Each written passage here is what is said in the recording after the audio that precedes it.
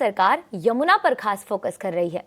शपथ ग्रहण से पहले जहां यमुना की सफाई का काम शुरू हो गया था, तो वहीं अब सरकार खास रिवाइवल प्लान पर काम कर रही है। क्या है नई सरकार का यमुना रिवाइवल प्लान, बता रहे हैं हमारे सहयोगी समीर दीक्षित। दिल्ली में सत्ता वापसी की राह के लिए यमुना ने काफी अहम भूमिका निभाई बीजेपी के लिए। यही वजह है कि अब दिल्ली राज्य सरकार का पूरा फोकस न सिर्फ यमुना सफाई पर है, बल्कि यमुना में जो अन्य एक्टिविटीज को रिवाइवल के लिए उसको प्रमोट करने पर भी फोकस बना हुआ है। सूत्र ये बता रहे हैं कि बहुत जल्द यमुना में फेरी बोट का संचालन शुरू हो सकता है।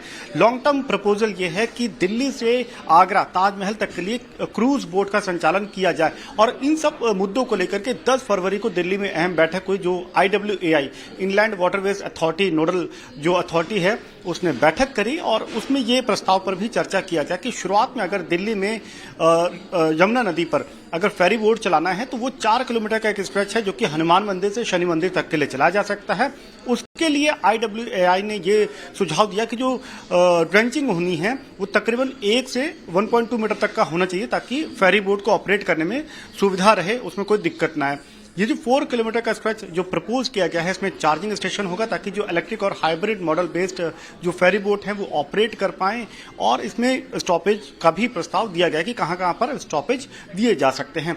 अगर इसमें इलेक्ट्रिक या हाइब्रिड बोट चलाई जाती है तो उसकी जो सिटिंग कैपेसिटी होगी वो तकरीबन 20 से 30 यात्रियों की होगी।